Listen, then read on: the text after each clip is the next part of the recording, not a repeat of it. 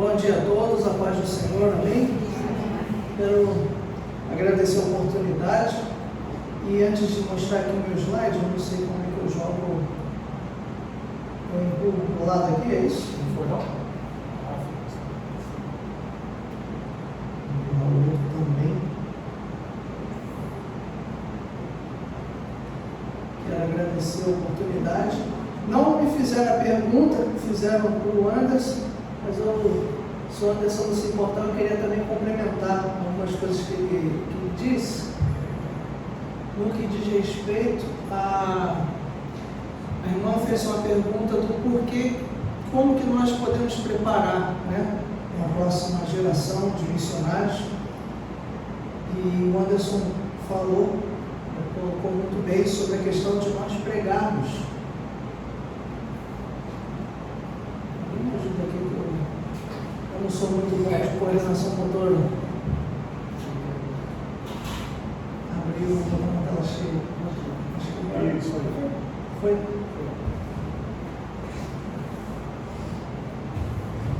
E a verdade é, nós pregamos muito pouco sobre missões, pregamos muito pouco sobre a segunda vinda, sobre evangelização, a igreja que tem que treinar, porque veja, as agências missionárias, elas existem há 2-3 séculos só, e elas surgiram como organizações para auxiliar as igrejas locais no envio, no preparo, porque, vou dar um exemplo, aqui, muito difícil, eu não sei se tem alguém formado em antropologia, em relações internacionais, alguém que tenha conhecimentos para a gente conseguir enviar, preparar alguém daqui.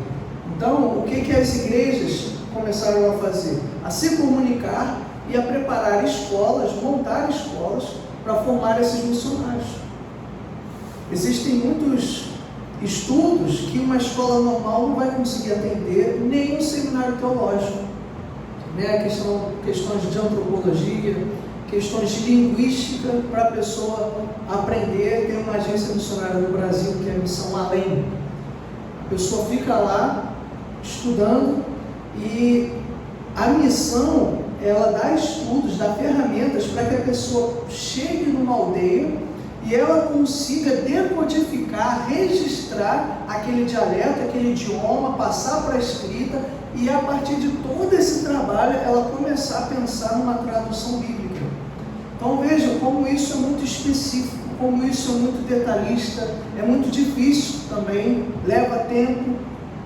Então as agências, as igrejas começaram a trocar figurinha e nesse sentido começaram a surgir as primeiras agências para facilitar, para somar força, esforços, para capacitar e enviar esses missionários.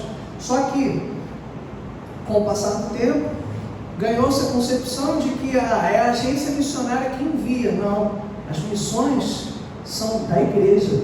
A missão é da igreja, do povo de Deus. A agência não é proprietária do missionário, ela é uma cooperadora, alguém que vai ajudar. Então, por conta disso, as igrejas, muitas têm delegado essa tarefa só para as agências. Eu conheço muitos missionários, o Anderson também deve ter conhecido, de missionários que foram com a igreja, a agência missionária, chegou no campo, a igreja abandonou. E aí a agência missionária tem que rebolar, tem que dar o seu jeito para conseguir outras igrejas para adotar. Por quê? Porque as igrejas, às vezes, não nutrem essa verdade, a missão é dela. A agência está ali só para ajudar, só para ser uma facilitadora. Então eu creio que nós precisamos pregar. A igreja no Brasil é uma das maiores do mundo, mas o tipo de pregação que ela consome não dá espaço para missões, não fala de missões, como o Anderson também comentou, prosperidade, cura, finanças, são os coaches, mas e ganhar o outro para o Evangelho? As canções que nós consumimos, que nós ouvimos, elas não falam de evangelismo, elas não falam do Evangelho, da mensagem da cruz, sobre arrependimento, elas não falam. Tem uma canção, não sei quem lembra, aí das antigas, que diz assim: ao sentir o mundo ao meu redor, descobri que todos buscam paz, porém em vão, pois naquilo que procuram não há solução. Só em Jesus a paz real eu pude encontrar. Quem sabe que canção é essa? Né? É o Grupo Logos. Então veja, no Grupo Logos, Paulo César já está igual o Bispo Mubi. Então, eu não lembro de canções mais recentes, né? Talvez nos nichos mais reformados, mas sem muita adesão ao público, não são muito conhecidas. O povo, no geral, não quer cantar sobre isso, não montam canções sobre isso. As pregações que mais bombam no YouTube não são sobre salvação, sobre missões. Como consequência disso, nós não vemos. Eu tenho 30 anos e é difícil você chegar na igreja e ver alguém, eu quero ser missionário. Um jovem, pergunta a criança, pergunta a alguém que está no seminário. Alguns, né? Já é até difícil ver pastor, quanto mais missionário. Alguém com esse desejo. E quando a pessoa diz que quer ser pastor, geralmente ela está com os motivos errados. Não, porque eu quero ter dinheiro. Não, porque eu quero ser famoso. Quero usar o colarinho, porque eu acho chique, eu acho bonito. Quero status, né? Acaba sendo muito isso. Mas quantos? É difícil ver pessoas com chamado, né, para o ministério, seja pastoral, seja missionário. Então eu creio que nós precisamos pregar sobre isso, praticar, sermos evangelistas, ser uma igreja que nutre esse tipo de testemunho, que apoia missionários, que traz notícias, porque eu estava lendo um livro do irmão André, que é o fundador da Portas Abertas, e ele falou, eu orava pela Rússia, mas a minha oração era muito genérica, Senhor abençoe os povos, amém. Até que Deus me mostrou que eu não estava intercedendo pela Rússia. Quando eu comecei a ler histórias, relatos de missionários, eu pude me identificar, eu pude chorar com eles, e as minhas orações passaram a ter um peso maior, porque elas se tornaram orações mais pessoais. Não ficou uma oração genérica, Senhor abençoe, não. A gente passa a ser mais insistente, mais fervoroso, porque a gente sabe do que está acontecendo lá, sabe qual é a necessidade. A gente passa a ser até mais eficaz na nossa oração por conta das informações. Então, só que uma igreja que não se vale dessas informações, a gente tem um monte de informação, sabe até a camisa que o Gabigol usou aí no churrasco, mas a gente não sabe o que está acontecendo com a igreja no Zimbábue. A gente não sabe quais são os missionários que estão na fronteira da Rússia, China e Coreia do Norte. E assim, como igreja, isso deveria ser uma informação que a gente deveria ter. Nós deveríamos ser os primeiros intercessores desses missionários. Mas a gente está mais preocupado com o novo clipe lançado da MK, né, com a artista gospel que foi o Faustão e outras informações irrelevantes. Então, eu creio que é necessário nós orarmos e lutarmos por uma igreja missionária. A nossa igreja foi fruto de missões. O Anderson comentou sobre o avivamento moraviano, e o único que conseguiu passar esse avivamento em missionários, em números de envios, que se tornou o maior da história, foi o avivamento pentecostal, que até hoje nós colhemos frutos, assim como o avivamento morável. Eu tive um amigo que foi ajudar a ministrar um seminário de pregação expositiva lá na Índia, e ele passou em frente a uma igreja moraviana, lá na Índia. Então, existem igrejas fundadas lá atrás que estão de pé até hoje, fruto desse avivamento. E o Bispo Roberto foi um missionário nas Filipinas, ele passou na Europa, por trás da cortina de ferro. Ele ia para a Índia porque o sogro do Bispo Roberto, ele foi o primeiro missionário pentecostal na Índia. Então, ele estava com as malas prontas. Só que na década de 50, a Assembleia de Deus em Guarulhos fez um congresso e chamou ele para participar. E ele veio, ele viajava o mundo. Quando ele chega em São Paulo, lá em Guarulhos, Santos, Assembleia de Deus de Santos. Quando ele chega em Santos, Deus chama ele, olha, você vai vir para o Brasil. Só que assim, a família, o sogro dele, que foi o primeiro, já era falecido, mas o sogro dele fez história na Índia, outros parentes estavam indo para a Índia, a esposa dele já tinha ido à Índia, a dona Glória, esposa do bispo Roberto, e estava tudo pronto para eles irem para a Índia, continuar o ministério do sogro. E aí Deus fala, não, eu quero você no Brasil. Aí ele traz o relato de que quando ele chega em casa, ele fala para a Glória, com aquele sotaque, Glória, nós vamos para o Brasil. Falaram que ela veio chorando a viagem inteira para o Brasil, porque não queria. Então veja, não somente ele, mas outros missionários estiveram no nosso país, e a força pentecostal em missões até hoje, ela é muito grande. Nós somos fruto disso. Como o Anderson comentou, o avivamento, a vinda do Espírito, ela não é com o intuito de nós sentirmos um calafrio, ela tem um propósito. A salvação, quando Deus falou lá com Abraão, né, Deus não separa Abraão, apesar dos outros povos. Não, Deus separa Abraão para os outros povos, porque por meio dele todas as nações serão abençoadas. A nossa salvação não é um fim em si mesmo, não é um camarote, não, mas nós somos separados, somos salvos para as boas obras, é o que Tiago vai comentar, para anunciar as riquezas daquele que nos chamou. Então veja,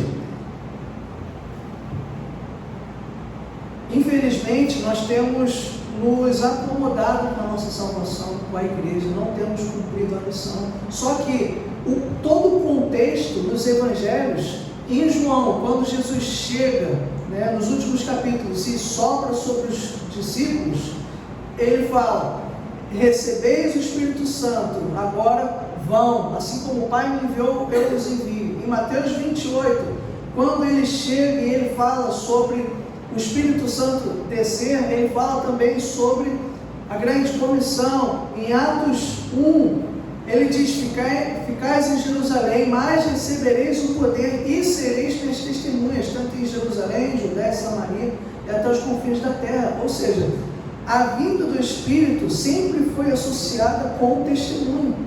Só que a gente inverteu as coisas. A gente quer o Espírito, mas não quer o testemunho. Mas para Deus não funciona dessa forma. Se ele for mandado o Espírito, é para o testemunho. E aí a gente clama, avivamento, avivamento, e Deus deve ficar do céu de braço cruzado perguntando, para quê? Para quê? Porque o Espírito é o Espírito da missão. Ele vem e capacita, não só para nos consolar, mas para nos encorajar, nos revestir de poder e seguir adiante. E eu creio que é exatamente por isso que nós não temos o avivamento, que a igreja não está comprometida com a obra. Ela quer mais do Espírito, mas ela quer o mover, só que ela não quer sair do lugar. E eu te pergunto, você daria gasolina para alguém que só deixa o carro na garagem? A pessoa te pede, a gasolina está cara, eu quero galões e galões, eu quero álcool para botar no carro, eu quero recurso para investir no carro, mas a pessoa não tira o carro da garagem. Deus não dá, meus irmãos. A igreja tem se esvaziado porque a igreja tem se desfiado da sua função. E aí só orando, né? Como o Anderson primeiro comigo, ele trouxe um pouco desse resumo, né, da base bíblica de missões, e eu ia dar um panorama sobre as missões hoje, atualmente. Como é o perfil do missionário no Brasil, quais são os desafios atuais em missões. Então aqui é um slide, né? Eu e minha esposa, essa foto já é antiga, a gente ainda não tinha os nossos filhos, nós estávamos evangelizando numa comunidade cigana, lá no Sertão de Pernambuco. Aqui eu vou trazer alguns dados e vou comentar. Você sabe quais são os grupos menos alcançados no Brasil? Quem arrisca um chute? Os grupos menos alcançados no nosso país. Temos ribeirinhos, temos indígenas, temos os surdos mudos, dos grupos menos alcançados pelo Evangelho. Nós temos os ricos dos ricos, os mais ricos dos ricos, é um grupo não alcançado no nosso país. Nós temos os mais pobres dos mais pobres, aqueles que estão abaixo da linha da miséria, se isso é possível. Temos os quilombolas, temos os indígenas e temos os ciganos. Sobre povos indígenas não alcançados, total 164, sendo que 65 têm presença missionária e 99 não possuem presença missionária. E veja, não é porque 65 possuem presença missionária que a gente pode descansar e bater palmas. Por quê? Qual é o grande problema? Foi algo que o Anderson comentou. O desafio do missionário não é ficar lá a vida toda. Por quê? Pare para pensar. Imagine que você sai daqui e vai para a Índia. O trabalho que você vai ter para se adaptar naquela cultura, para aprender o idioma, para falar de um modo que as pessoas entendam. Enquanto que um indiano pode evangelizar muito bem outro indiano. O ideal do campo missionário é nós formarmos líderes, nós evangelizamos, mas a obra só se dá como concluída, entre aspas, quando já temos lideranças locais formadas, pessoas dali, que são discípulas, que são pastores, obreiros, e vão continuar a cumprir o seu chamado. Não é preciso enviar brasileiros aos baldes para o mesmo lugar. Às vezes tem igreja que entende que missões é quase que transpor uma planta de um vaso para o outro. A ideia não é essa. A gente manda alguém que vai treinar, vai ser um multiplicador lá. E é claro que pode ter mais um multiplicador, pode, mas já aconteceu de uma igreja fazer missões e a igreja onde ela estava fazendo missões estava bombando. Só que 95% da congregação era da própria igreja dela que ela enviou.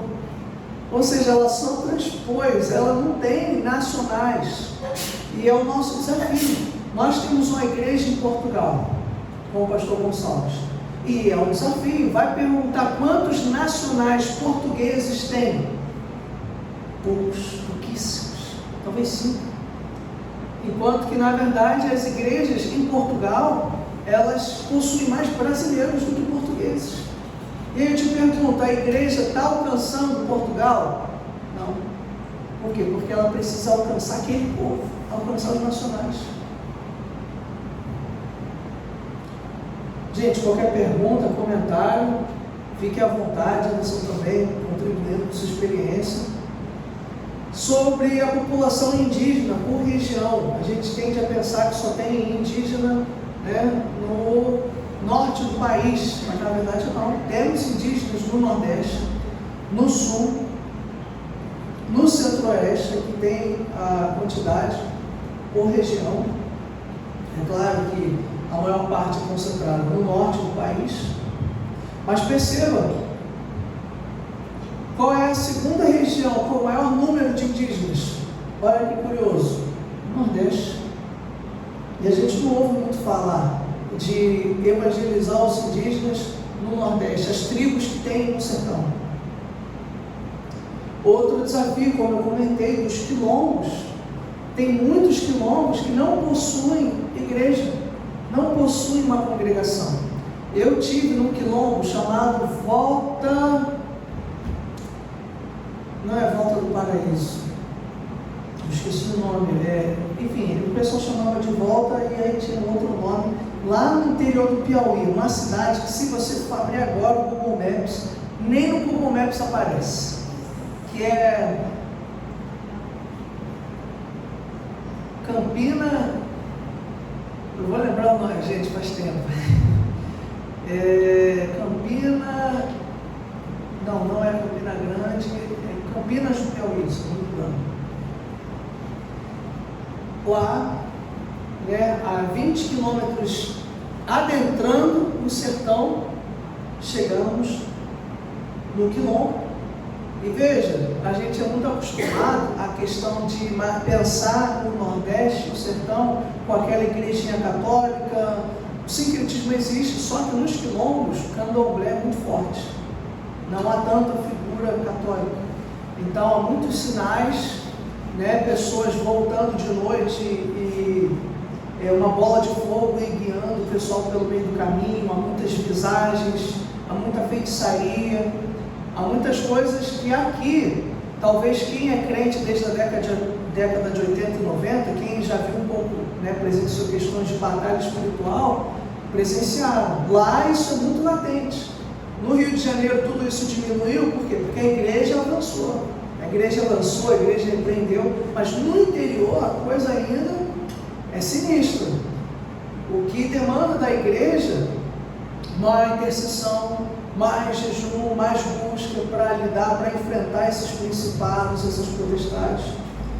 Então, veja, a Bahia tem 797 quilômetros, Maranhão tem 766 e muitos não possuem igreja. Quem é que vai falar? Temos uma verdadeira África brasileira. Olha, Minas Gerais, aqui pertinho, é o terceiro estado com o maior número de quilômetros, 381 quilômetros. E aqui é uma curiosidade, no Nordeste tem muitas pessoas racistas no Nordeste. Há muito racismo no Nordeste. Nós vemos mais negros nas capitais, mas no interior é muito mais restrito aos quilombos. Não é muito comum em cidades do interior. Eu já vi pessoas cometendo racismo na minha frente, né, no caso se tratando um outro. Rio de Janeiro é mais mesclado, mas veja, há muitos que precisam. Quando eu morei em Garanhuns, que é a terra do Lula, a gente estava com uma obra lá, de Garanhuns, que é Pernambuco, descendo a Alagoas, nós passávamos exatamente pela cidade que era do Zumbi dos Palmares. Tem a cidade de Palmares e tem lá dentro para ver como era escondido. Né? Hoje tem BR que passa ali do lado, mas existem quilombos que já se tornaram vilarejos.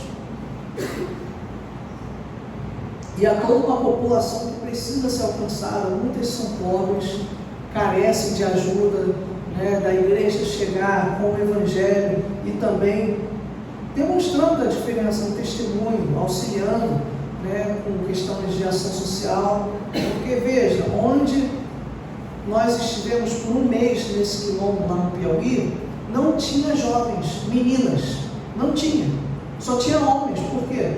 Porque lá era tão miserável, era tão pobre, que as meninas com 11, 12 anos eram enviadas para Teresina, a capital, para trabalhar em Tucubá, porque era um emprego mais fácil que elas conseguiam. Muitas engravidavam, os patrões acabavam abusando ou traindo a esposa com essas jovens inocentes, e os bebês delas eram enviados para as mães delas tomarem conta. Então era comum você ver famílias com bebezinhos e os cheios de marmanjos, cheios de jovens, e ociosos, porque não tinha emprego, não tem nada, comércio próximo, não tem demanda de emprego, escola, não tem curso, a educação é ruim, no meio do nada, num clima semiárido. Tanto é que estava começando até o primeiro caso de homossexualismo lá no vilarejo, porque cheio de jovens, mais de 30, 40 rapazes, jovens, e não tinha uma mulher, não tinha meninas, era, né, só uma família que possuía as moças, porque o pai tinha mais condição e não mandou elas irem trabalhar. Mas são situações muito tristes, e é como a igreja lida com isso. Então são muitos desafios, é por isso que é bom nós pensarmos o preparo, porque não é só ir pegar o megafone, não, nós vamos chegar numa realidade cruel. Então, através do evangelho, nós também seremos agentes de mudança. Essa foto, a primeira foto que eu mostrei aqui, lá no Tupanatinga, fomos, a cidade era Tupanatinga, no sertão de Pernambuco, e adentrando Tupanatinga, na área rural, lá para dentro tinha a comunidade cigana. Muitos casos de incesto. Pai que era avô, que era tio, que era... E aí você pensa, por que muitos estão morando em casas de taipa? Se o governo já está pagando o Minha Casa Minha Vida Chegou. Porque uns têm casa de tijolo e outros moram em casa de taipa, sem janela, sem porta, num colchão mofado, rasgado no meio do barro batido. Por quê? Porque simplesmente para a pessoa receber o benefício do governo, ela precisa ter a documentação certinha. Só que se eles levassem toda a documentação, fossem tentar se regularizar, muitos seriam presos e provavelmente perderiam a guarda das crianças. Só que eles querem continuar no seu pecado e estão colhendo fruto por isso. E as crianças que não têm nada a ver com isso, padecem debaixo desse sistema. E a igreja missionária não só havia feitiçaria no meio dos ciganos, não só prega o evangelho, como tenta ajudar, como tenta pregar, como tenta dar um suporte às mães, às famílias, a palestrar, a dar ciência dos seus direitos, a ajudar a cuidar daquelas crianças que estão debaixo de uma estrutura familiar doentia. Então vejam, o missionário, ele é muito mais do que um missionário, é um mensageiro que vive, prega, e nós somos agentes de mudança. O evangelho, é impossível ser cristão, olhar para isso, o pessoal vir na igreja, preguei e eu ficar tranquilo. Não, enquanto Deus não mudar aquela realidade. O Anderson deve ter visto coisas semelhantes na África, acontece muito, não só no contexto brasileiro. E tudo isso demanda o que? Esforço nosso. E eu vou explicar como nós podemos nos esforçar nesse sentido. Outros povos que nós precisamos alcançar são os refugiados. Temos uma onda de brasileiros que odeiam refugiados, principalmente venezuelanos, e falam, mas perceba, eu vejo a mão de Deus nisso tudo, porque a Venezuela há anos está na lista dos países que mais perseguem a igreja, e Deus tem movido aquele país de forma a trazer muitos venezuelanos para cá. Eu te pergunto, é mais fácil ir lá plantar uma igreja ou mais fácil pregar o evangelho para eles aqui? Então, assim como Deus usou a morte de Estevão para fazer com que a igreja fosse difundida, Deus está trazendo os venezuelanos para o nosso país. É melhor que eles cheguem aqui, num país que tem muitas igrejas, e ouçam o evangelho, do que em outro país da América Latina, em que a igreja é fraca e essas vidas se percam. Então veja, aqui eu falei dos refugiados, eu usei muito o exemplo dos venezuelanos, mas existem outros tipos de refugiados de outras nações. Nosso país acolhe muitos refugiados, e em azul estão todos os países que nós recebemos. Nós recebemos da Índia. Teve o caso do rapaz que morreu na Barra da Tijuca, num quiosque. Quem lembra desse caso? Foi ano passado, ano retrasado. Ele sofreu uma injustiça, num quiosque que o cara foi cobrar dele, não sei o quê, bateu nele, ele morreu. E ele era do Congo. Só que o Congo vive há décadas em guerra civil. O Congo mata pastores, destrói igrejas. E existem muitos congoleses morando no Rio de Janeiro. E eu te pergunto, você sabia disso?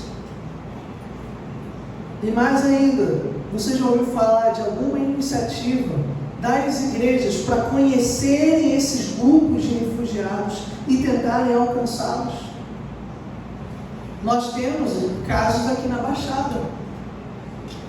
Muitos africanos, eles se escondem dentro de navios, mercantes, e virem a gente tem que ir lá no corpo resgatar, eles estão escondidos na máquina ali. Às vezes a gente pega só o corpo, porque o navio ele está sem carga, aí onde ele se esconde, depois quando manda a carga afunda, aí vem com peso, né? Aí a água entra nos porões onde eles estão escondidos, vai ver só um pouco. Acabam morrendo. Acabam morrendo nessa travessia da África para cá. Geralmente ele tanto no Porto de Santos quanto no Porto do Rio de Janeiro. São os dois maiores do Rio, são os dois maiores do Brasil. Eles fogem, quando conseguem entrar lá na África, eles se escondem ali para vir. Não só para o Brasil, né? Para qualquer outro lugar, para sair lá da África. Então veja, isso continua até hoje. Temos a comentar sobre uma cidade aqui da Baixada, que nós conhecemos bem, Mesquita. Temos até um outro prédio na Via Láctea, ali no centro, que tem até uma Smart Fit próximo da Igreja Nova Vida, Farid Abrão. É comum nós vermos certos nomes de origem árabe, sírio, libanesa aqui. Por quê? Porque tiveram muitos que vieram para cá. Muitas pessoas de origem árabe morando no Rio de Janeiro. Nós temos, como o caso de Búzios. Quem já foi em Búzios? Parece que você está em outro país, o cara vem falando espanhol contigo. Muitos argentinos, muitos uruguaios. E eu te pergunto, será que há um esforço intencional?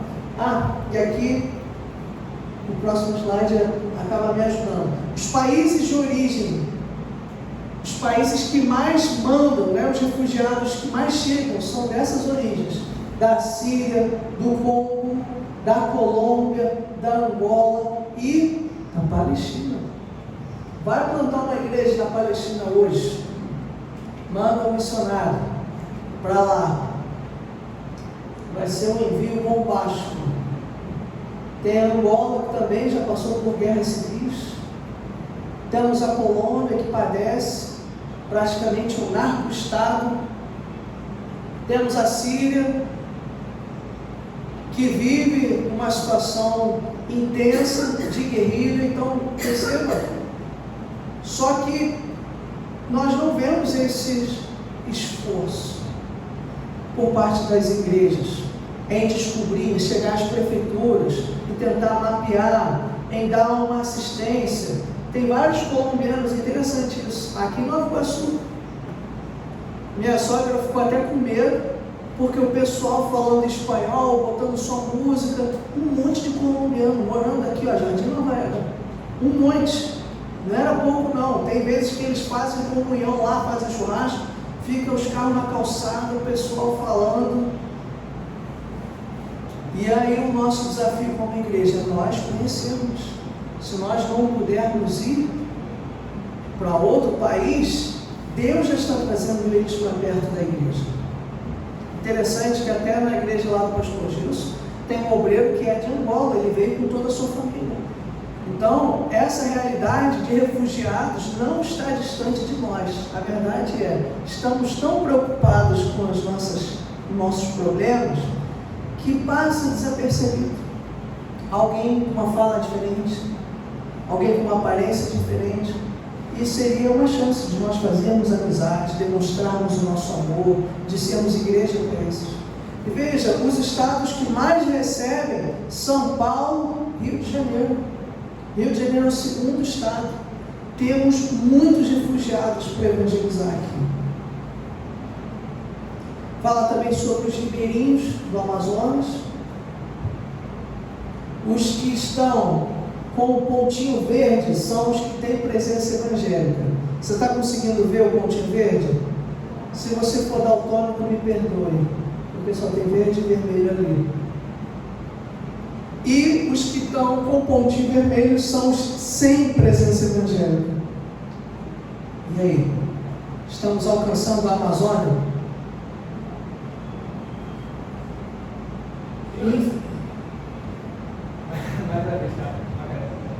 O teu vai lá do norte agora, ele estava em Urunapé, são 24 horas de navio da Amazônia. Aí ele falou que teve um comunicado lá que agora teve uma lei no ano passado, que era proibido a evangelização nos centros indígenas. Exato. Agora, você não podia deixar, porque assim, tanto o espaço aéreo controlado pela aeronáutica quanto a marinha que controla os navios, não podia deixar o pessoal chegar nas aldeias para poder fazer a evangelização. Sobre isso eu tenho dois comentários. Um é, Exatamente por isso, nosso esforço, já existem seminários indígenas organizados por eles. Eu já fui convidado para dar aula em um, mas faltou recurso, que a gente vai dar aula para indígenas e eles saem dali e pregam. E você capacitar os próprios índios a pregarem. Existem índios pastores, existem agências missionárias fundadas por eles, mas a questão toda é o auxílio, né? Eles precisam muito desse suporte teológico. As pessoas, quando falam no ministério de ensino, elas querem ser Augusto Nicodemo, João Piper, quer ficar numa igreja grande, palestrar, mas ninguém quer ser professor num seminário indígena, no meio do mato, em que você que tem que pagar as suas custas, porque eles não têm recurso. Tem aqui o Ticona, de Caxias, também trabalha exatamente com isso, com os indígenas que vêm para cá, já tem cacique que voltou. O Alexandre Maia vai barrar o cacique, né? Então, é o que ele está falando. E aqui do lado, também. E aí entra uma outra questão, que é a seguinte: esse é um lado que a gente deve atentar para formar lideranças, né, daquele lugar. Por outro lado, vale também a reflexão do seguinte: nem sempre a igreja, quando chega nesses lugares, ela tem sabedoria. E aí ela acaba se queimando junto à FUNAI, né, que nem já pegaram um grupo de índios caçando no meio do mato usando terno e gravata. Pô, o governo pega isso. De onde eles aprenderam? Imagina o cara correndo de terno e gravata com arco e flecha. Já aconteceu. Então, tiveram casos, inclusive, envolvendo a Jocum, porque, veja, a igreja tem que ter sabedoria, tem que ter estratégia, não é chegar de qualquer forma, né? Por quê? Porque o nosso intuito é passar décadas lá e outros continuarem, não é numa primeira tentativa fechar aquela porta. Então, é por isso que é preciso o estudo da antropologia e de outras disciplinas, o camarada ter uma profissão, ele chegar embasado. É diferente de alguém que é um mero aventureiro. Quando as pessoas tentam fazer um golpe na correria, né, na aventura, só que missões não é aventura. Às vezes a gente pensa no missionário, pensa aí no missionário, vamos montar um perfil aqui agora. Imagina que tem um manequim. Como que você vestiria um missionário? Qual que é a aparência? Como que você imagina a figura? Vamos lá. O que é que vem à sua cabeça? Como ele usa terno, o missionário? Não? A gente pensa o missionário. A gente pensa o missionário quase que como o Indiana Jones, com o chicote, o chapéu aventureiro, a bota aqui em cima, vestindo uma maleta de couro, com uma bússola. Só que o missionário não é isso. Fazer missões não é uma aventura. Meus irmãos, fazer missões é caminhar para a cruz. Porque o maior missionário foi para a cruz e nos salvou. É um desafio. Como é que a gente ganha um povo? Olha para Nínive, para Jonas. Eles tinham, os ninivitas, eles tinham o costume, quem já ouviu a expressão empalar? A gente come e fala, estou empalado. Basicamente é um churrasco humano, o cara põe um espeto da cabeça aos pés. Os ninivitas faziam isso. Os caras eram bárbaros. E Deus fala, Jonas, vai para lá. E aí, possivelmente, Jonas temeu até pela própria vida. Deus está maluco? Jonas fugiu. Por quê? Beleza. Os ninivitas se converteram. E imagine a sensação de alívio de Jonas. Mas e se eles não se convertessem? Jonas ia girar na televisão de cachorro. Iam dar cabo de Jonas. Era um povo cruel, era um povo mau, um povo destruidor. Por onde passava, arrasava com tudo. Então veja, Jonas, a tarefa, né, eu diria que até profética, porque a gente está levando a maior profecia, que é o Evangelho, que é a Palavra de Deus. Não é algo fácil, não é algo aventureiro, no calor do momento. A gente pensa no missionário, né? Um perfil Indiana Jones e jovens. O jovem vai ser missionário. Tem tempo, tem idade, não tem boleto, não tem filho, não tem mulher, não tem nada. Mas eu vou chegar lá no perfil missionário. Então aqui falando sobre os ribeirinhos, municípios com até 5% de evangélicos. E aí eu te pergunto, desses municípios, onde está em vermelho está não alcançado e onde está amarelo pouco alcançado, de 2 a 5%. Não alcançado é 0% de evangélicos até 2%. Sim, tem cidades com 0% de evangélicos, que no nosso país a gente pensa, poxa, aqui tem uma igreja a cada esquina, no Brasil isso é possível? Aí eu te pergunto, olha para esse mapa e se você for bom em geografia você vai me ajudar. Quais são as duas regiões com o maior número de pontinhos amarelo e vermelho? Nordeste e Sul. Inclusive, eu depois acessei nessa plataforma com mais detalhes, a região em vermelho, que é não alcançada, é uma região que muita gente conhece do Sul. Só que o pessoal só vai para o turismo, só vai para passar as férias. Adivinha onde é? Passar a lua de mel. Foi? Gramado. A Serra Gaúcha é uma das regiões menos alcançadas do nosso país. Porto Alegre, que está debaixo d'água, é a capital nacional do islamismo. Você sabia disso? Onde o islamismo é mais forte. O Sul, já foi comprovado agora com essas enchentes, o Sul é a região do país com o maior número de centros espíritas e terreiros no país, superando a Bahia. Você sabia disso? O Sul também possui o maior número de centros satanistas no país. Você sabia disso? Mas a gente só pensa no chimarrão, bate, no frio, no chocolate, na lua de mel, mas a gente não percebe que aquele lugar é oco espiritualmente. A gente tem de olhar muito para a região do Nordeste, que também precisa. A gente pensa, é só um local, missões é só em local que tem miséria física. Se não tiver lá, numa foto cheia de criança, em frente a uma casa de barro, não é missões. Mas no Sul, onde, querendo ou não, tinha mais estrutura. Porque, meus irmãos, nós pregamos contra realidades espirituais. E uma realidade espiritual pode variar de lugar para lugar. Um lugar pode ser próspero, mas a realidade espiritual dali ser miserável. Você tem lugares na Europa que são chamados de cemitérios de missionários, porque nenhum missionário consegue ficar.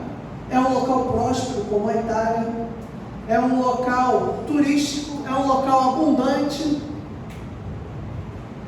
mas que rejeita a palavra, que é difícil pregar, pessoal orgulhoso, não ouve, não ajuda, as igrejas minguando, muitas cidades sem um crente na Itália.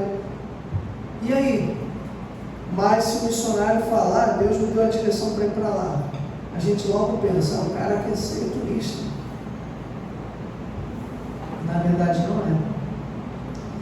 E aí vamos começar a pensar no missionário brasileiro por faixa etária. Eu comentei que a gente pensa muito no missionário novinho. Só que veja, de 18 a 30 anos são só 24% da força missionária. E veja, isso tudo aqui foi com a APMT não. Esqueci o nome, eu estou com a memória muito ruim, coisa das minhas crianças. Mas a Agência Brasileira de Missões Transculturais, que tem contato com as agências de outras denominações, ela montou todos esses infográficos. Então veja, você tem 21%, são de 41 a 50 anos. 34% são de pessoas com 31 a 40 anos. E não somente isso, 17 são de 51 a 60. Então veja, se nós somarmos todas essas fatias, a maior parte dos missionários não são jovens. E isso é bom, por um lado, são pessoas mais experimentadas, mais capacitadas, mas é ruim por outro. Por quê? Porque estão envelhecendo. E a questão é: quem tomará o lugar desses irmãos? Quem substituirá esses irmãos? E existe ainda 1% tem mais de 71 anos, 3% tem entre 61 a 70 anos. Missionários por formação. Eu vejo muitos jovens, às vezes, querem sair do ensino médio, ser missionário, ou muitas pessoas recusando a faculdade porque dizem: não, eu tenho chamado missionário, não vou estudar. Mas percebam, 44% possuem ensino superior, 17% possuem pós-graduação e 8% possuem mestrado, 1% possuem doutorado e 0,3% pós-doutorado. Meus irmãos, se somar tudo isso, a maior parte tem no mínimo um ensino superior. A missão, exatamente por ela ser de Deus, nós sermos comissionados por Deus, nós temos que fazer com excelência. Nós não temos que escolher entre a faculdade e as missões, não, é exatamente porque eu vou para as missões que eu vou me preparar, eu vou estudar outro idioma, eu vou ter uma formação que pode ser até útil no campo missionário. E aí o foco religioso dos nossos missionários, muitos, a maioria trabalha com indígenas e temos 21% trabalhando com islâmicos. Isso é muito bom. Mas vou dar um outro exemplo aqui: hindus, budistas, religiões tradicionais africanas, nós temos muito poucos trabalhando para alcançar esses grupos.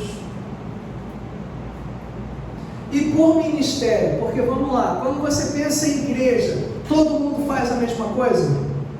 Da mesma forma em missões, existem diversas frentes de trabalho.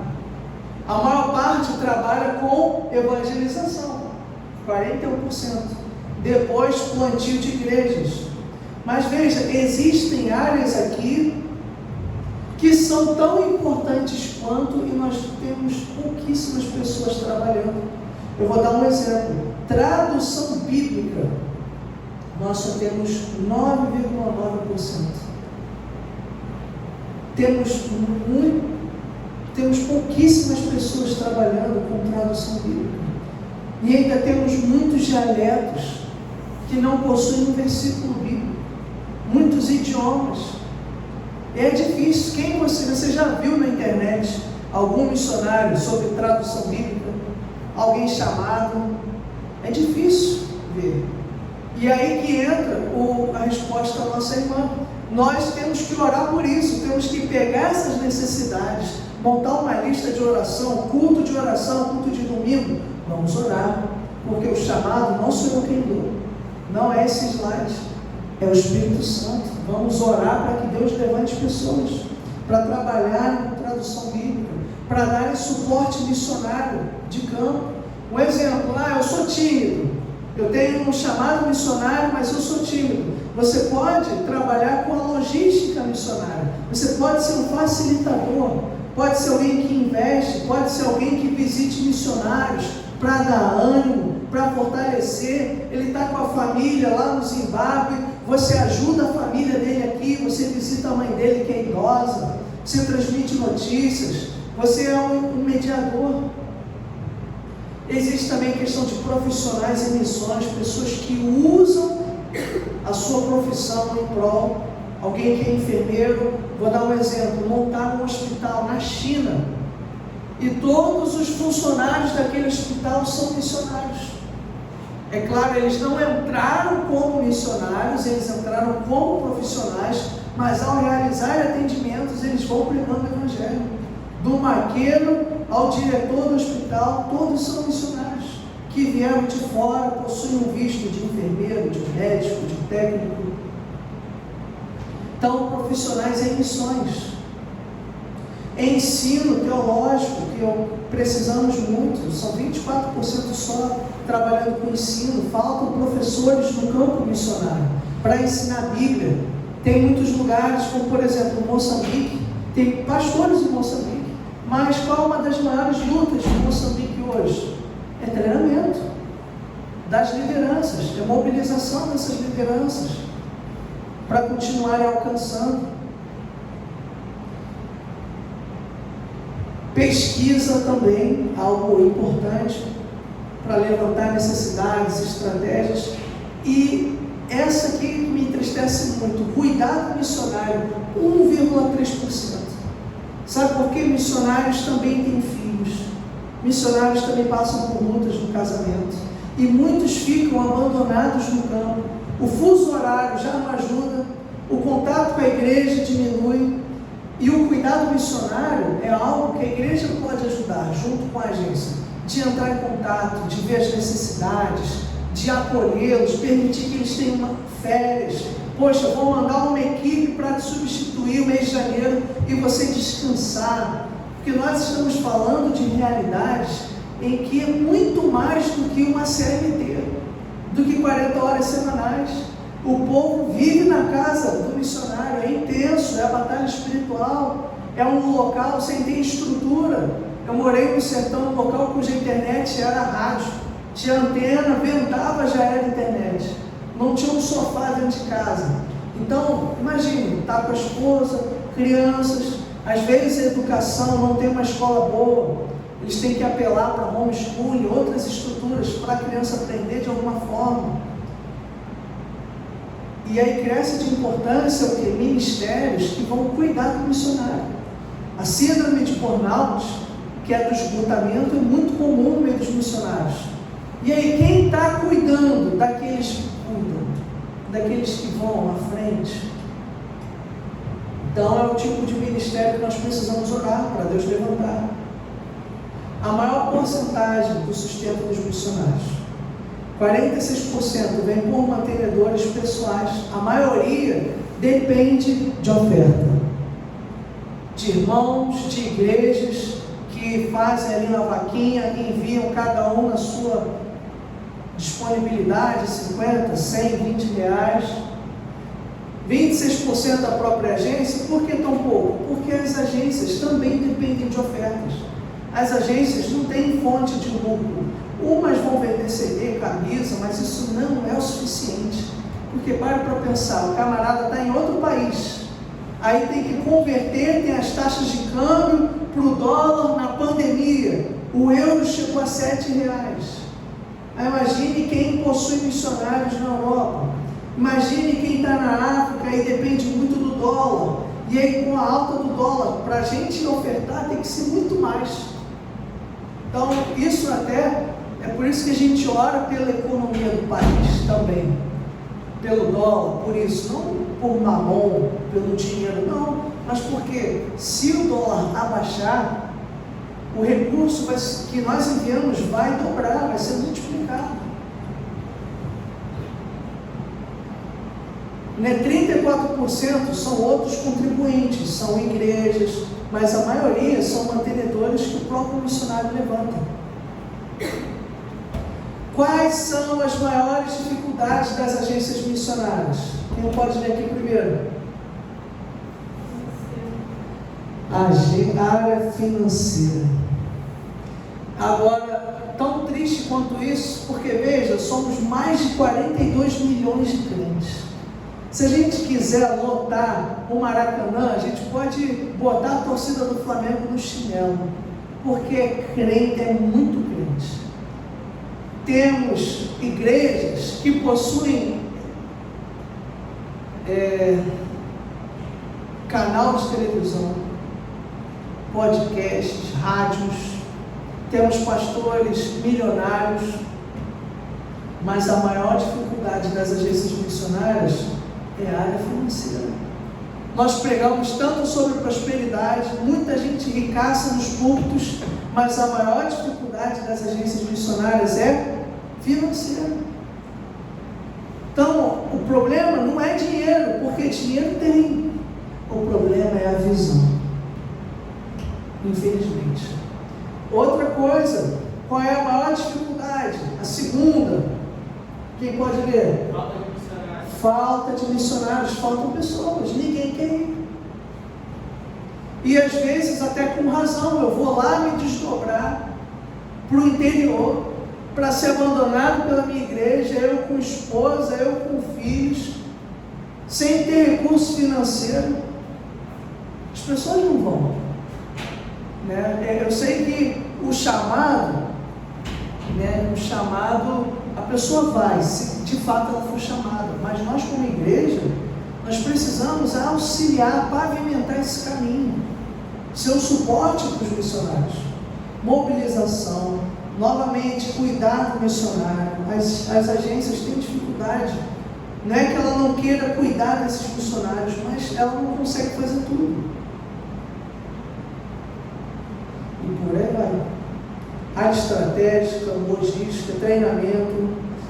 Treinamento não é a dificuldade tão grande. Por quê? Porque é o que elas mais conseguem fazer. Elas dão aula, elas treinam.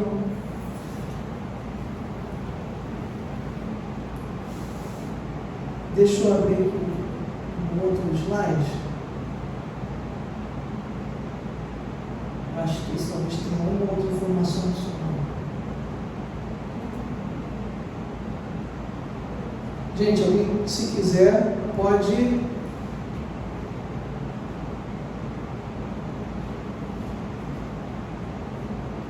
comentar. Isso aqui eu coloquei sobre como o mundo entende, né? A pirâmide das necessidades de Maslow, que foi um cientista. Quem é da área da saúde até hoje estuda essa pirâmide das necessidades. E é interessante, qual é a lógica dele? O camarada vai de baixo para cima, ele só consegue atingir o que está lá em cima se ele tiver tudo isso embaixo conquistado. Ou seja, ele não pode pensar em passatempos, crescimento pessoal, se ele não tem o básico, que é comida, água, sexo, sono, repouso. Então, ele tem que ir conseguindo tudo isso para atingir o topo. Mas percebam, o que é que está aqui? Olha o que está aqui. Religião.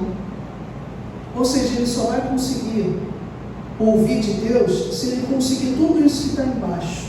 Estima, social, segurança, necessidades fisiológicas. Só que o que Davi disse? Como a corça anseia pelas águas, eu anseio por ti, ó Deus. A palavra de Deus reverte essa pirâmide. A maior necessidade do homem é o Evangelho. O mundo não enxerga dessa forma. Para o mundo é um bônus. A fé é um bônus, é a última coisa a ser pensada. Mas para Deus não, é a maior de todas as necessidades. Aqui eu coloquei como uma cebola, você de dentro para fora. Quando nós evangelizamos, isso aqui é algo de antropologia, mas que eu já botei no slide, eu vou explicar. Nosso maior foco é levar o Evangelho e transformar a cosmovisão de pessoas. Quem transforma é o Espírito Santo. Só que a conversão se dá quando a cosmovisão dela é afetada. Você sabe o que é cosmovisão? Cosmovisão é a nossa forma de entender o mundo. Eu vou dar um exemplo. Se uma pessoa for conversar contigo, imagine, está aqui o pastor, ele vem conversar comigo, ele tenta se aproximar, eu vou me afastando. Você acha normal esse tipo de distância numa conversa? Você tenta se aproximar e a pessoa quer manter essa distância, você acha normal? Você pode achar que vem falta de educação, né? Você vem conversar e a pessoa quer essa distância. O que é que você vai pensar? Não vai falar por vídeo, não é isso. É questão Mas se por outro lado, você acha normal alguém querer conversar assim próximo, você vai achar estranho, talvez você dê um tapa, né, e por aí vai. Mas não somente isso. Vamos lá. Quem acha estranho chegar no local e a pessoa não apertar a sua mão quando você vai cumprimentar? A pessoa não cumprimenta, não tem toque. O brasileiro dá 2 beijos, abraça, aperta a mão, mas a pessoa não faz nada disso. Não é porque a pessoa que não faça isso, ela é mal educada. A questão é que ela, a cosmovisão dela, no entendimento dela, a educação é de outra forma. É de outra forma. Então, a cosmovisão é a forma como nós entendemos o mundo. Eu vou dar um exemplo. A gente estava na Alemanha, eu e minha família, isso em 2016. A gente está andando no meio de um calçadão, falando, né, tocando a bagunça, conversando. Aí passou um cara: ei, vocês são brasileiros? Eu sim, você também? Aí, quando ele falou sim, foi imediato. A reação, tanto daquele grupo como o nosso, foi: por descobrir que os 2 grupos eram de brasileiros. Porque brasileiro é assim, né? Agora, americano já não é dessa forma. Eu vou dar um exemplo.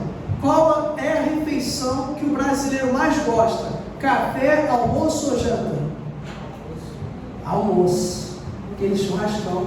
A janta já não é tanto. Mas o americano, ele não almoça. É um sanduíche, uma fruta. A janta é a refeição para o americano. Se ele não janta, ele não comeu nada. Enquanto que para o brasileiro, se ele chega em casa: eu nem almocei hoje, comi só um biscoito, estou aqui sem almoçar o dia inteiro, estou com a fome. Na nossa concepção, se faltar o almoço, já era. É o auge da fome. Então, isso tudo é o quê? É como nós entendemos o mundo. Nem sempre pensam dessa forma. Nem sempre. Então, a cosmovisão é algo muito íntimo. E é por isso que quando a gente leva o Evangelho, a gente afeta a cosmovisão, a forma da pessoa entender o mundo. E qual é o problema? O problema é que existem camadas mais externas, como crenças, valores e comportamento.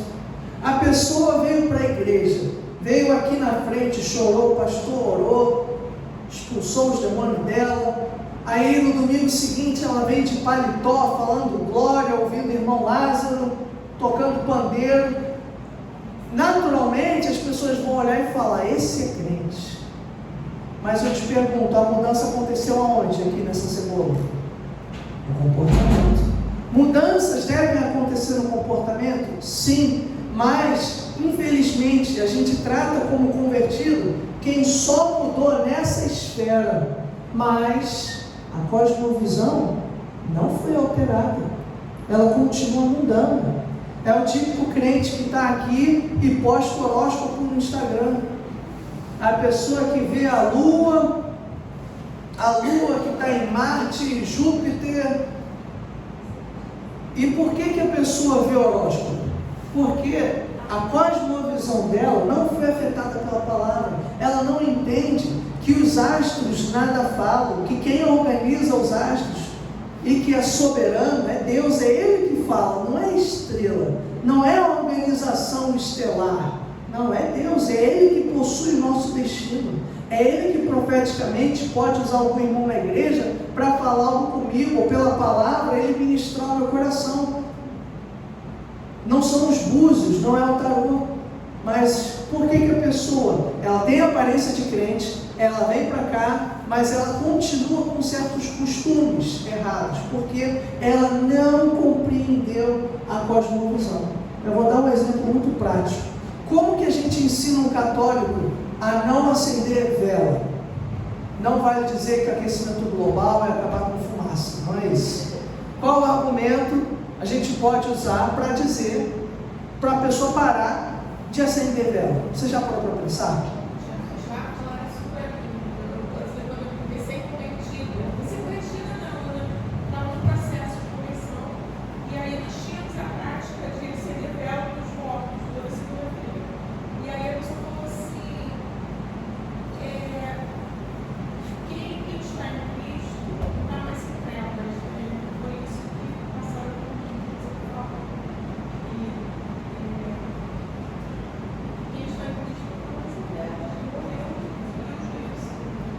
Não só vela para os mortos. A gente pode usar esse argumento, mas eu já vi um outro também do seguinte: aonde tem vela na Bíblia?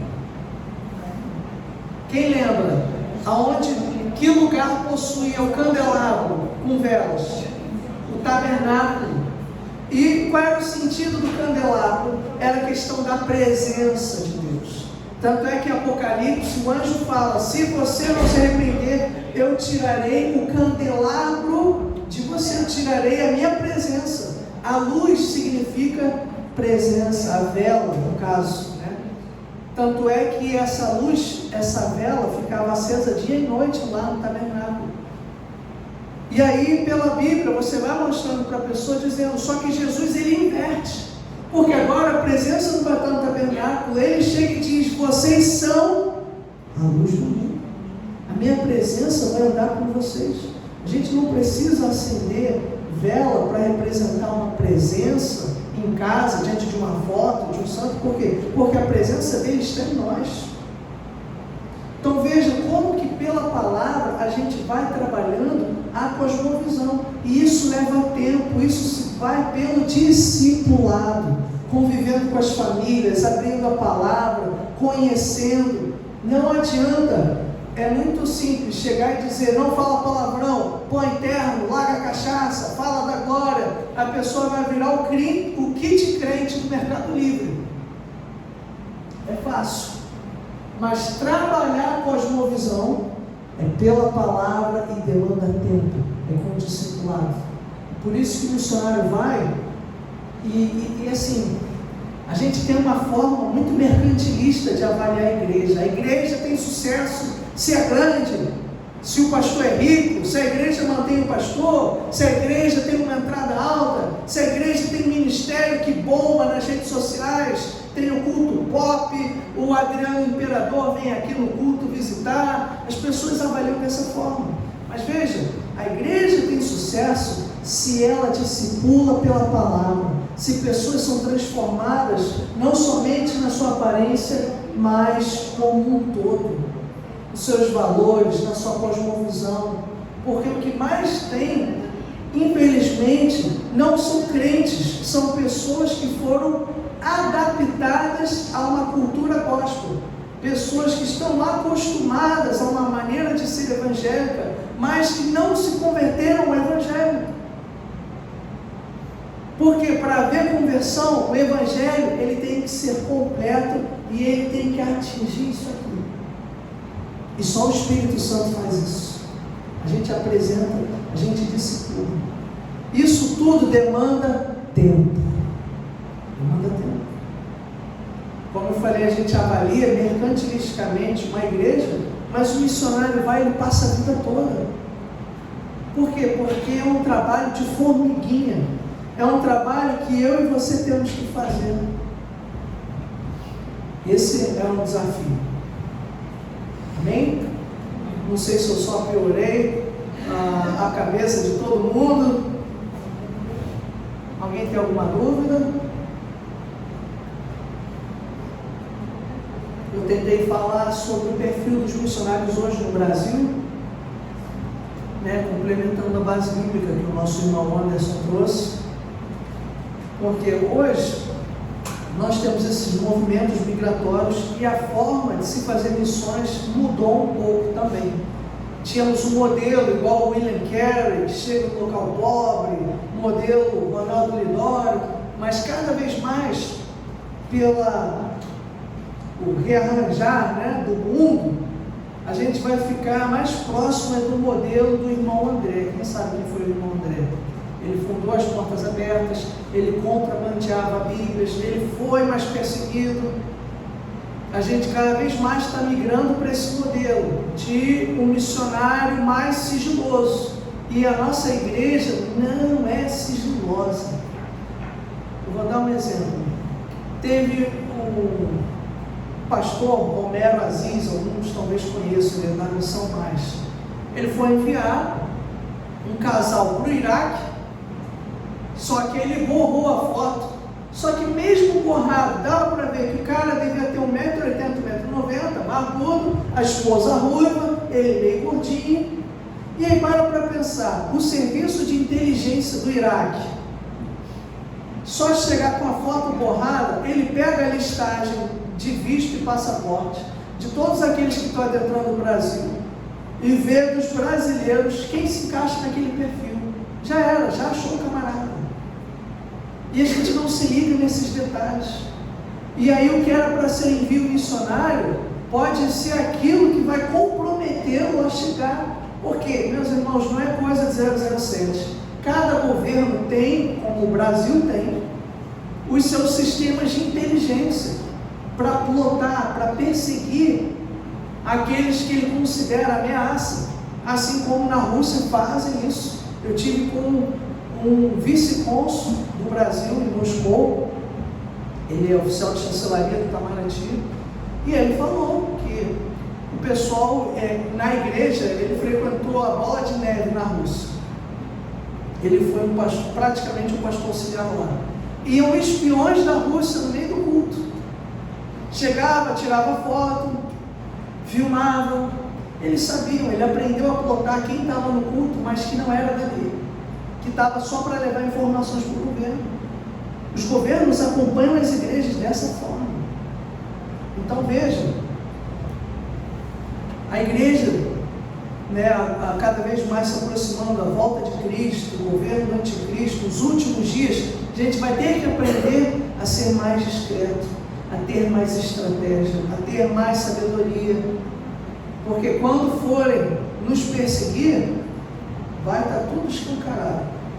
A gente não tem essa sensibilidade ainda, que eles lá possuem. Eles lá possuem, eles são mais discretos, eles têm mais sabedoria. O brasileiro não. Se a gente está no ônibus, a gente ouve todo mundo falar da vida da pessoa, ela atende o celular, começa a falar dos traumas de infância, no meio do Japeri lotado. E aí eu que só quero chegar em casa, estou com fome, chego em casa triste por tudo que eu ouvi o cara chorando no telefone. Igual eu falei ali dos indígenas, a gente já vem sofrendo essa perseguição, aos poucos, porque assim, nada muda de uma hora para outra, o cara não começa a perseguir do nada, assim, agora a partir de agora não pode. Então não vem aquele acréscimo gradual.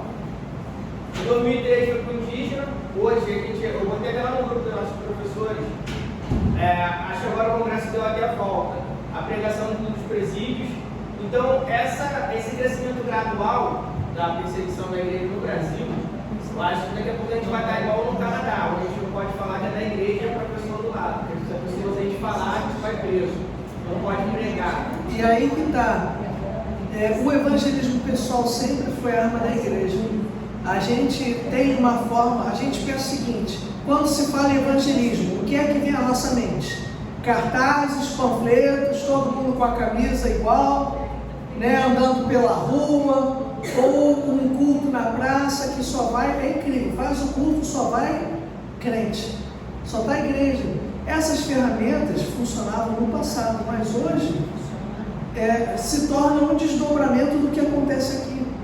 O que a igreja deveria estar mais empenhada em fazer são os evangelismos casa a casa, de forma pessoal, levam para uma cafeteria, montam um grupo, montam uma célula e só chamam um crente. Chama quem faz um grupo no seu trabalho de oração, uma vez na semana. Chama ali 1 ou 2 crentes e começa a chamar quem não é crente para orar. E é desafiador. A gente está acostumado com muita pampa, mas a verdade no passado, no Brasil era muito pior.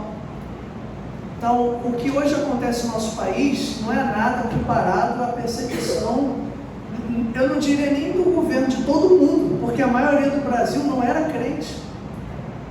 Não era crente. Há 30 anos atrás, vai evangelizar para tu ver, há 30 anos atrás aqui no Brasil, 30, 40 anos, como era? Não era nem do governo, era a sociedade em si.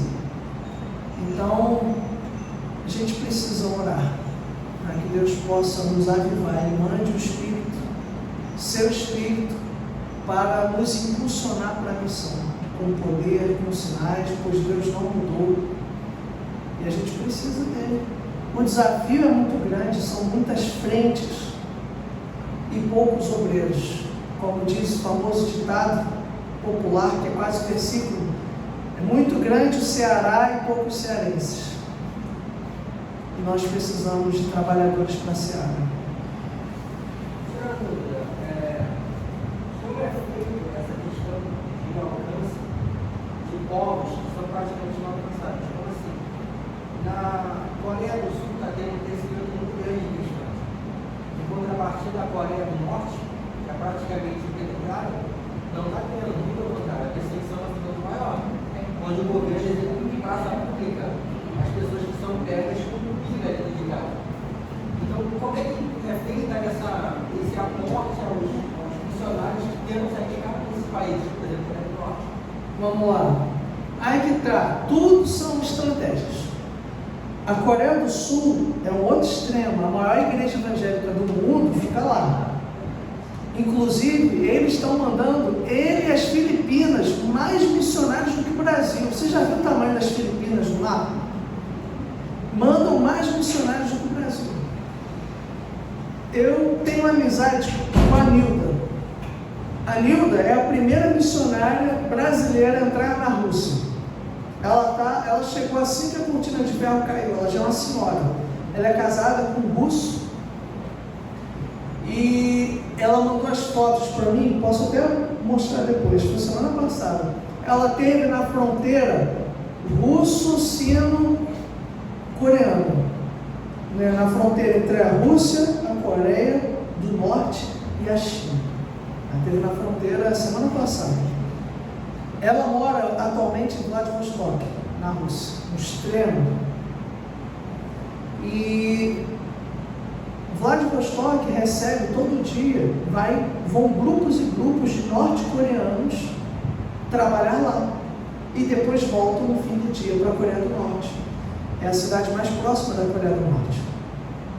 Essa realidade também acontece na China, em que norte-coreanos vão trabalhar na China e voltam. Ela comentou comigo uma vez que eles mesmos se policiam, se vigiam. Por quê? Porque informação é dinheiro, é lucro. O cara às vezes está trabalhando ali, ele quer ascender. Se ele dedura alguém, ele pode crescer dentro do seu país. O partido comanda tudo. Mas não é impossível evangelizar. Agora, é mais fácil evangelizar um norte-coreano na Rússia do que na Coreia do Norte. E outra, uma vez evangelizando um deles, é mais fácil eles levarem o evangelho lá dentro do que nós entrarmos. Eu vou dar um exemplo. Mesmo na embaixada, vamos supor que um embaixador brasileiro na Coreia do Norte ele queira pregar o evangelho. Na Coreia do Norte existe um embargo só para as embaixadas. O camarada não pode sair dali sem ter alguém do governo acompanhando, só para tu ter uma ideia. Mesmo quem trabalha em prol do governo, embaixador, que seria a pessoa com maior nível de segurança, ela não tem livre acesso à circulação dentro da Coreia do Norte. A melhor pessoa para pregar o evangelho lá são os norte-coreanos. E tem os norte-coreanos pregando lá. A questão é a gente capacitar, a gente instruir, pedir a Deus estratégias como essa na Rússia, de, estando lá em Vladivostok, começar a orar, ver brechas e Deus abrir as portas para que essas pessoas que estão indo todo dia possam se converter aos poucos e levando o evangelho lá dentro. E aí, só que para isso precisa a igreja ter estratégia, a igreja ter instrução, ter estudo. Até eu chegar lá, poxa, eu tenho que chegar na Rússia. Como que eu chego na Rússia? Aprender o idioma, aprender o coreano. As pessoas não querem nem aprender o inglês, o espanhol no Brasil. Então, é necessário a gente orar a Deus, pedir estratégia e a nossa igreja ser mais intencional, gastar mais esforço nisso. Não sei se eu respondi, eu só piorei. Alguém tem mais alguma dúvida? Questionamento? Só não resolvo dívidas. Nessas estratégias que faz parte também participar do governo, porque como a gente vive num país democrático, as nossas leis são votadas. Então, se a igreja ela também estiver participando do congresso ali em si, poder defender as próprias pautas, não através de representantes. Do governo você diz o quê? Do congresso em si. Não, mas de qual país? Do Brasil? Não, Brasil, na nossa cidade. Porque, assim, a gente também, como cristão, a gente deixa muito pela mão dos outros, pelo meu ponto de vista, dizendo que é o correto ou não. A gente elege um representante e muitas das vezes eles se aproveitam da igreja, do modo geral, mas eles estão lá para defender o próprio lado. E seria vantajoso a gente também ter essa estratégia de plantar políticos, líderes? Olha, vamos lá. Eu acho o seguinte: em Atos dos Apóstolos, um dos períodos que a igreja mais avançou, ela não dependeu do governo. Porque, na verdade, o governo só mandava matar. E a igreja avançou. Inclusive, nos Estados Unidos, a maior onda missionária da história, que foi o movimento pentecostal, começou numa igreja de negros, segregados, que sofriam racismo, discriminação de negros e latinos, que era a igreja na Rua Azusa, basicamente num curral. Então, assim, se eles dependessem do governo, de instituições, o governo pode ajudar de alguma forma? Pode, mas eu acho que a gente criou uma expectativa sobre alguma atuação do governo que nunca houve em toda a história da igreja. Eu acho que a gente tem esperado demais do Congresso, menos do Deus de milagres. Porque assim, a verdade é, no passado, eles nunca se preocuparam com perseguição do governo. O governo vai perseguir, mas eu não vou deixar de fazer a missão. É para eu morrer? Amém. Morrer para mim é lucro, mas eu vou cumprir a missão. Então, tanto é que a igreja hoje no mundo, que não é perseguida, ela é a exceção. A maior parte da igreja no mundo só conhece a perseguição. E se nós formos olhar para a história, isso sempre foi a regra. Então a gente pode mandar alguém para o governo, isso é bom? É, mas se não tiver, a gente vai deixar de fazer a obra. Entendeu? Eu creio que a carência hoje é tão grande que eu acho que eu empenharia meus esforços mais para salvar almas do que para colocar alguém no governo. Entendeu? Porque Jesus Cristo está voltando, o governo não salva, mandatos passam, e assim, ali é literalmente uma máfia. Assim, a maior propaganda, igual você falou, a maior propaganda da Bíblia na Coreia é eles mesmos queimando a Bíblia em praça pública, igual a gente viu. Então isso realmente. Mas se a gente for assim historicamente, a maior potência hoje mundial são os americanos. E assim, acho que só teve 3 ou 4 presidentes deles que não eram realmente evangélicos. Da onde? Estados Unidos. Então, mas aí que está. Será que faz diferença? Porque o grande problema de uma aliança igreja-estado é a gente achar que as ações do Estado são ações da igreja.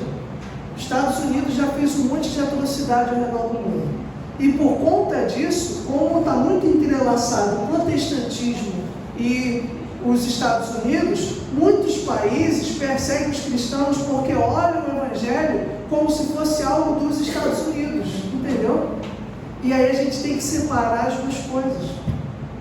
Os Estados Unidos que segregou, que matou, né? Enfim, a gente tem que separar.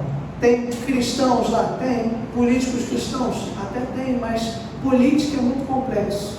E a gente tentar navegar, né, nesse mar, eu não sei se dá muito certo. Pelo menos em toda a história da igreja, eles não tentaram ir por esse caminho. Eles foram cumprir a missão. Acabou afetando a política? Sim, mas sempre, veja, de baixo para cima. Não de cima para baixo. O problema é esse, que nem com o Bolsonaro. Não, a gente tem que eleger um país, bendita nação, cujo Deus é o Senhor. Tem que ter um presidente, a esposa é crente, vai mudar o país. O cabo da Ciolo falou que se ele fosse eleito, ele colocaria uma semana de jejum e oração. Só que veja, a gente está terceirizando. Não é porque se fulano ganhasse, o país seria salvo. A missão é da igreja, não é do presidente. É de baixo para cima. Só que a gente quer terceirizar. Então, só que pelo que eu mostrei aqui, os dados, as estatísticas mostram que a nossa nação não é crente. Se é crente, ela respira por aparelhos. Porque há muitos lugares que falta a presença do Evangelho. E a gente precisa orar e agir. Amém?